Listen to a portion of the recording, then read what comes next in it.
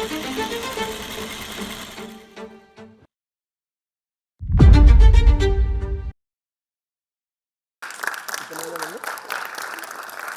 You so much. भाई साहब मुझे धक्का हो रहा है। हाँ, मैं पहली बार यार टेड टॉक कर रहा हूँ। पहले ही मेरे को ऑफर्स आए थे, बट शायद पुणे आना था, पुणे घूमना था, पुणे के लोगों से मिलना था, तो इसलिए मैं यहाँ आया और घूमते घूमते आया हूँ दिल्ली से बाय कार, ट्रैवल करते करते पुणे। कौन कौन मेरे को यहाँ पहले से देखा हुआ है, मतलब पहले किस किस ने देखा हुआ है? ठीक है, जिसने नहीं देखा, मैं अपना प्रोफेशन, किसी को मेरा प्रोफेशन जान सकता है कोई? मैं बैंकर लग रहा हूँ क्या किसी को? बैंकर, ऐसे बैंकर लग रहा हूँ या कोई ऑन्टरप्रेन्योर टाइप का है ना? ऑन्टरप्रेन्योर, हाँ। किसी को कैब ड्राइवर लग रहा हूँ क्या? कैब ड्राइवर है ना? नहीं लग रहा ना, तो मैं कैब ड्राइवर ही हूँ। वही कैब ड्राइवर जिसको आप बोलते हो ना, कहते हैं यार अभी तक बुक कर दिया, आ ही नहीं रहा यार, तो भाई कहाँ मर गया यार। ये ऐसी चीज़ें होती है कैब ड्राइवर के साथ, फ़ोन करके अबे यार भाई कहाँ है, कब से वेट कर रहा हूँ। तो ये चीज़ हमने फेस करी है। सो मेरा नाम है अंकित जोशी। मेरी आइडेंटिटी है as a cab driver, suited फूटेड वाला, जो कि कॉर्पोरेट छोड़ के यहाँ आया है टेड टॉक करने के लिए। ठीक है, तो मैं आता हूँ उत्तराखंड से, फ्रॉम पौड़ी गढ़वाल, जिसका बैकग्राउंड ऐसा है कि पहाड़ों से, जैसे आप लगता है ना पहाड़ बहुत अच्छे हैं, वाह मज़ा आ जाएगा, है ना, झरने गिर रहे हैं ये वो, पर वहाँ की लाइफ बहुत अलग होती है। जब मेरी दादी वहाँ थी तो दादाजी वॉज इन आर्मी, तो उन्होंने मेरे पूरी फैमिली पाली। तो उस बैकग्राउंड से मैं आता हूँ कि भाई स्ट्रगल देखते हुए आता हूँ मैं कि हाँ यार कैसा कैसा स्ट्रगल होता है। जब सन 62 की लड़ाई लगी थी चाइना के साथ, तो दादाजी वॉज देयर और दादी सब बच्चों को पाल रही थी। सन 71 की लड़ाई लगी थी, तो दादाजी वॉज देयर, दादी बच्चों को पाल रही थी। तो ये स्ट्रगल था। सेम स्ट्रगल मेरे साथ भी होता है और सबके साथ होता होगा, क्योंकि भाई अगर आगे लाइफ में पढ़ना तो स्ट्रगल तो चाहिए। ठीक है, तो मेरी लाइफ शुरू होती है आफ्टर 12th तक तो एकदम मजे थे, पिताजी के पैसों में मौज मार रहा था। ठीक है, my father is a very decorated officer in Delhi police. तो दिल्ली पुलिस का लड़का एक ड्राइवर, ये बहुत ही मेजर सेंटर वो था मेरे पिताजी के लिए कि क्या बोलेगा, क्योंकि पापा के साथ जो ऑफिसर्स हैं उनके लड़के क्या हैं, भाई IAS है, IPS है, और मेरे पापा कैब चलाता है। तो ये बोलना बहुत डिफिकल्ट है भाई कि कैब चलाता है। ये अभी टेड टॉक कर रहा हूँ, ये सब अच्छा लग रहा है, बट रोड पे जब निकलता हूँ ना तो बगल वाले नहीं जानता कि टेड टॉक करके आया है। वो ये समझेगा भाई यार कैब ड्राइवर हटाई से, अरे हटा भाई से। पुलिस वाले ऐसे ही बोलते हैं, जब उनको थोड़ा पता है कि मैं पुलिस वाला हूँ। आज यहाँ के पुलिस वाले अच्छे होंगे, दिल्ली के आना, दिल्ली गुड़गांव नोएडा के, वो ऐसे लट हो जाते हैं आप पे कि साले इधर मैंने वो फ्लो में निकल गया, सॉरी। ठीक है, तो ये होता है, मतलब मैं तो जेन्युइनली बात बता रहा हूँ। तो 12th तक बहुत मजे थे पिताजी के पैसों पे। आफ्टर 12th क्या हुआ, ग्रेजुएशन करी। ग्रेजुएशन फर्स्ट ईयर जब मैं पेपर दे रहा था, तो दिल्ली के कुछ जहाँ सेंटर्स पढ़ते हैं, तो वहाँ इतनी बढ़िया चीटिंग हो रही थी कि वो आके चीटिंग करवा रहे थे मास्टर्स। ऐसे सेंटर्स भी होते हैं दिल्ली में। तो पूरा ही सेंटर ब्लैक लिस्ट हो गया और उसमें मैं भी बैठा था, बहुत मजे से पेपर दे रहा था, ईमानदारी से पढ़ते हुए, और मैं फेल। ठीक है, उसके बाद मैंने कहा यार CA करते हैं, चलो अच्छा लगता था ना CA बनेगा भाई लड़का। अब CA भी बस की नहीं हुई। मैं CPT एंट्रेंस पास करा, IPCC इतना टफ होता है, लॉ वगैरह इतना टफ होता है कि वो उसको घुमा देगा। तो मैं लॉ में टपक गया। एक लॉ के सर भी थे यहाँ पर बैठे हुए, तो लॉ में तो मैंने लॉ भी छोड़ दी। मैंने कहा छोड़ो यार। फिर मैं आया स्टॉक मार्केट में, है ना। स्टॉक मार्केट का यहीं पर तो है, मुंबई में भयंकर हुआ। तो स्टॉक मार्केट में 2016 में आया मैं स्टॉक मार्केट में, और स्टॉक मार्केट में मैंने ऐसा सीखा ना भाई, मैं आप मतलब सैलरी यहाँ पर ग्रेजुएशन करके जाओगे आप लोग, तो सैलरी कितनी होगी, मतलब पहले 30,000, 40,000, 50,000, 1 लाख ज़्यादा से ज़्यादा एक महीने की इतनी होगी। मैं एक दिन में 30,000 रुपये कमाता था ठोक के, कि अब तो 30,000 नहीं कमाऊंगा तो फिर तब तक उठूंगा नहीं फील्ड से। एक दिन अब मेरे चाचा VP हैं एक अच्छे खासे बैंक के, तो वो एक दिन आए मेरे पास कि उनकी नौकरी करेगा, 25,000 रुपये मिलेंगे। मैंने 25,000, मैंने कहा 30,000 रुपये कमा रहा हूँ दिन के, 25,000 नौकरी दे रहा हूँ मेरे को, वो भी महीने की। और वो दिन था, और फिर आगे दिन बताऊंगा मैं क्या क्या हरकतें हुई मेरे साथ। तो 30,000 रुपये स्टॉक मार्केट में आया, ऐसे ऐसे कमाए भाई, बढ़िया। दुबई घूम के आया। दुबई में मैं 2017 में चला गया था। अभी तो लोग बहुत जा रहे हैं, मैं तो तब चला गया था बढ़िया से, और अच्छी अच्छी इमारतें देखी, खूब सारा फन करा वहाँ पर। जब मैं वहाँ से आया तो अब क्योंकि ग्रेजुएशन भी टपक गई थी, है ना, ग्रेजुएशन भी नहीं कर रहा था मैं, और अपनी सीए भी ख़त्म थी ग्रेजुएशन, और इसके बाद स्टॉक मार्केट में आया। वो भी दुबई से आने के बाद मैं इंट्रोड्यूस किया फ्यूचर ऑन ऑप्शन से। यहाँ किसी को पता है फ्यूचर ऑन ऑप्शन क्या होता है स्टॉक मार्केट में? जिसको पता होगा ना वो रिलेट कर पाएगा कि ऐसे पैसा जाता है ना, तो वैसे ही पैसा गया, और इतना बढ़िया पैसा गया कि एक दिन में, मतलब ये दिसंबर की बात है, शायद मैं किसी पॉलिटिकल का पार्टी का नाम नहीं ले सकता, तो गुजरात की पार्टी है वो, आप समझ जाओ, ठीक है।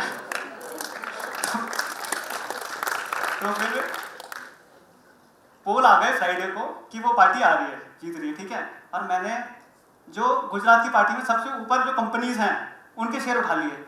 अब आप समझ जाओ वो कौन से शेयर होंगे, गुजरात में किसके शेयर चलते हैं, ठीक है। मेरे पास थे 9 लाख रुपए, 2.5 लाख रुपए से मैंने स्टॉक मार्केट काम शुरू करा था, और 9 लाख तक मैं ईमानदारी से विद इन्वेस्टमेंट ले गया था उसको 1.5 साल के अंदर। उसके बाद क्या हुआ, तो वो पॉलिटिकल हो गई, उस कंपनी के मैंने शेयर्स ले लिए भर के।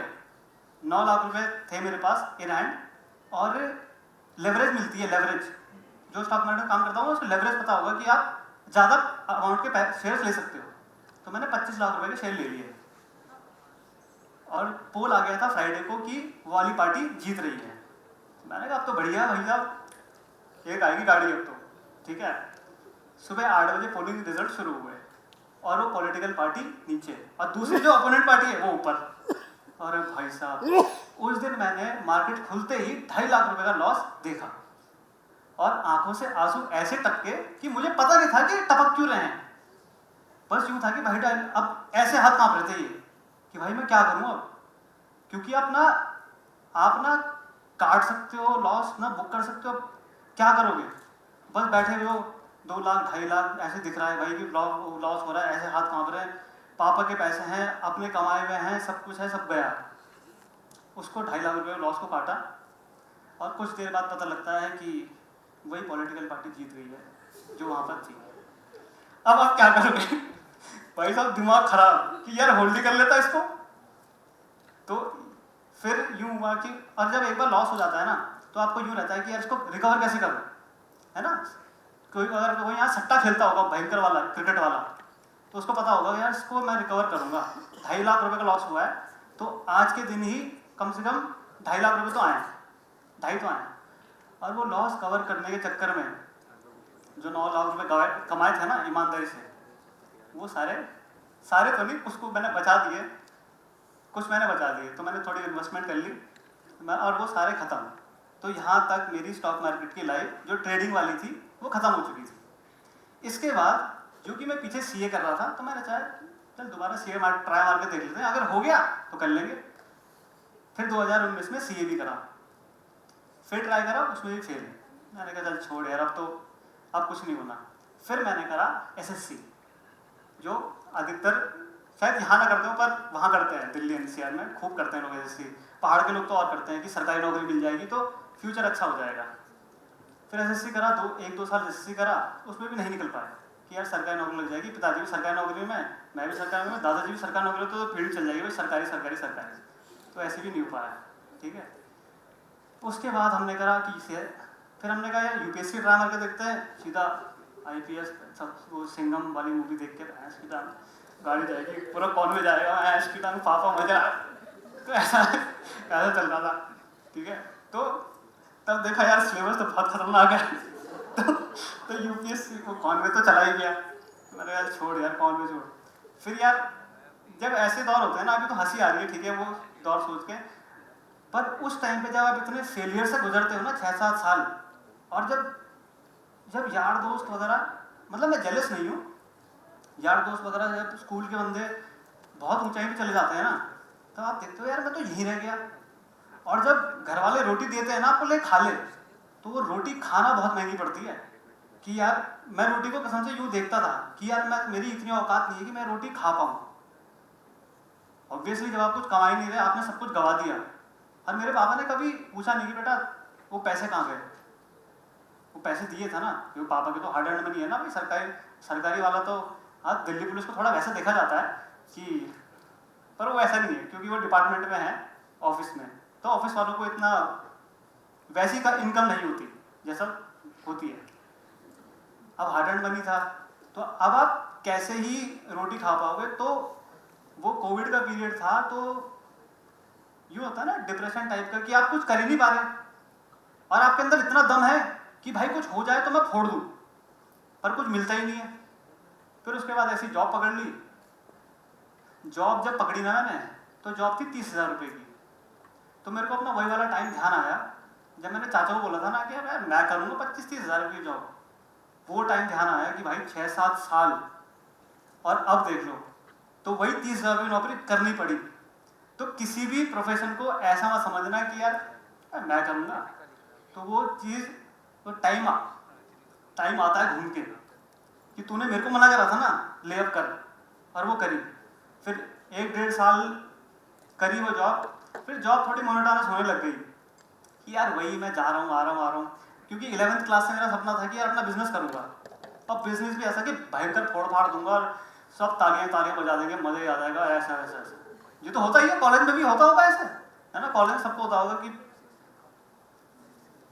अब उसके बाद क्या हुआ, अब ऑफिस में थोड़ी कहासुनी हो गई, तो मतलब कहासुनी तो नहीं बताऊंगा मैं, वो थोड़ी वो है, तो कहासुनी हो गई, तो मैंने रिजाइन मार दिया एट अ टाइम। 1 घंटे के अंदर मैंने कहा मैं नहीं कर रहा, मैं जा रहा हूँ। और वहाँ से 1 घंटे में एक्सेप्टेंस भी आ गया कि ठीक है आप जाओ।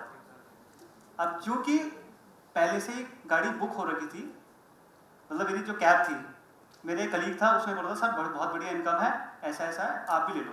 और मैंने बिना कुछ सोचे समझे मैंने गाड़ी बुक कर दी। गाड़ी बुक हो गई।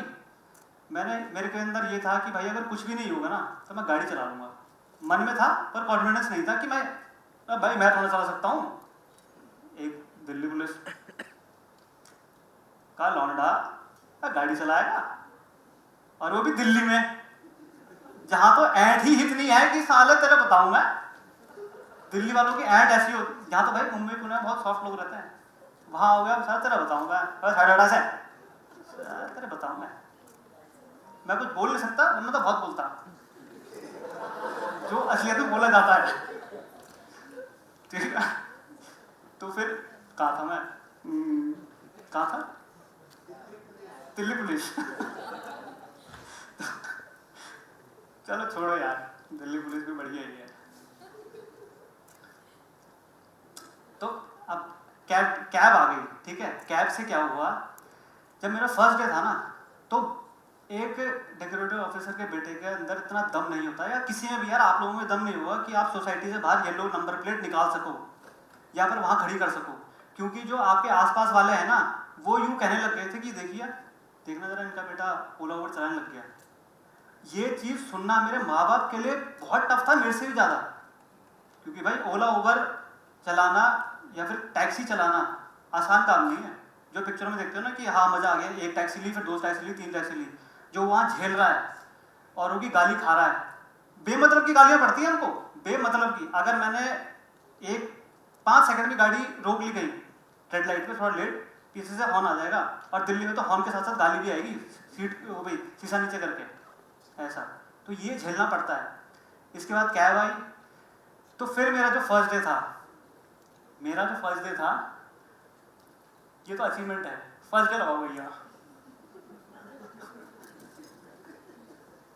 तो जो भाई फर्स्ट डे था ना, मतलब मैं बहुत ही दम लगा के गया कि हाँ चल एक ट्राई मार लेंगे, 2-3 राइड लेके फिर ड्राइवर हायर कर लेंगे, मैं नहीं कर रहा।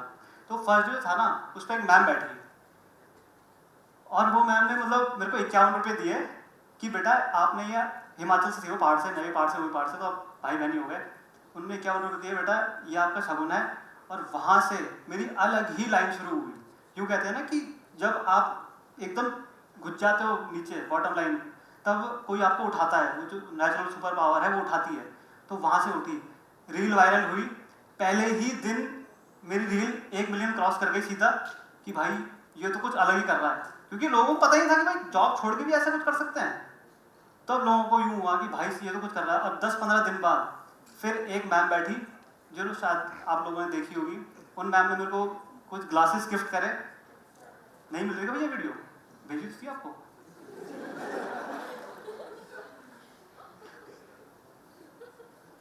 चला दो यार, मेरा इंस्टाग्राम ही खोल दो। तो वो मैम बैठी तो उन्होंने मेरे को ग्लासेस गिफ्ट करे कि, और वो फिर रील वायरल हुई। तो वो रील 10-12 मिलियन गई। वहां से मेरे को रीच मिली कि हाँ ये लड़का जो है ऐसा ऐसा काम कर रहा है। उसके बाद नेक्स्ट स्टेप क्या आया, उसके बाद ये आया कि दिल्ली का माहौल सेफ नहीं है, सबको पता है ना। तो वहां से गर्ल्स मेरे को अप्रोच करने लगी कि भाई भैया भाया मेरी मेरी मेरी फ्लाइट आ रही है 12-1 बजे, ठीक है, तो क्या आप मेरे को सेफली ड्रॉप कर दोगे। तो वहां से ही जर्नी शुरू हुई कि जो मैंने ट्रस्ट बिल्डअप करा कि 12-1 बजे आपकी फ्लाइट आनी है, तो आप मेरे को वहां से फ्रॉम एयरपोर्ट आप नोएडा छोड़ दोगे। अब दिल्ली से नोएडा आने का 2 बजे रात को कोई आ रहा है, तो आप, मेरे को लगता नहीं पुणे वाले में से कोई आएगा भी, वो तो दिन की फ्लाइट लेगा, ठीक है। तो पर अगर कभी ऐसा हो जाता है तो वो सेफ्टी का जो कंसर्न आया कि भैया आपके साथ हम सेफ हैं। तो पहली मेरी जो रील थी वो वाली, जिसमें एक लड़की बिहार से आ रही थी, उसकी ट्रेन में आग लग गई। 9 बजे की ट्रेन थी, वो रात को आई 3:30 बजे। और उसके पापा ने फिर बोला कि बेटा आपने ना मेरा भरोसा जीत लिया। तो किसी लड़की के पिताजी से सुनना कि बेटा आपने मेरे से भरोसा जीत लिया मेरी लड़की को सेफ छोड़ के। तो दिल्ली में सेफ छोड़ना बहुत ही अलग बात है, जो मैंने मतलब अब लोगों ने बोला कि भाई आप तो बहुत बढ़िया ट्रस्ट गेन करने लग गए। तो ऐसे करते करते ये मेरी सेफ्टी वाली जर्नी चली। उसके बाद मैंने समझा कि भाई कोई भी जॉब छोटी बड़ी नहीं होती। तो यहाँ से मुझे पता लगा कि हाँ यार, अगर आप अपने तरीके पे हो ना, अगर आप फोड़ सकते हो तो फोड़ दोगे। चाहे वो फिर वो चाय पिलाने वाला बंदा हो, चाहे वो कोई भी हो, चाहे वो कैब ड्राइवर ही हो। कैब ड्राइवर भी यहाँ खड़ा हो सकता है, बट आप में वो दम होना चाहिए। आजकल एक वो नहीं चल रहा कॉर्पोरेट मजदूर, कॉर्पोरेट भाई कभी भी अपने आप को कॉर्पोरेट मजदूर मत बोलो, वो मजदूरी ही करा देगा। फिर वो फिर यूं ही करेगा, भाई यार मजदूरी है यार, फिर वही छैनी हथौड़ा लेके चलना पड़ेगा यार, बैग टांग के ना। भाई अपने लाइफ को बहुत एंजॉय करो। मैं तो करता हूँ, मतलब रोज मैं लोगों से मिलता हूँ, नई नई कहानियाँ। अभी कैप्टन साहब बैठे तो इनकी अलग अलग कहानियाँ थी ऑफ द रिकॉर्ड वाली, वो तो ऑन द रिकॉर्ड नहीं बताते। तो इन्होंने बताया कि भाई ऐसा ऐसा हुआ, ऐसा ऐसा हुआ। तो ऐसे एंजॉय करो अपनी लाइफ को। तो अभी तो टाइम खत्म हो गया, कभी लंबी चर्चा में बैठेंगे तो और भी अंदर की कहानी बताऊंगा। थैंक यू सो मच, आपने मेरे को सुना। जय हिंद।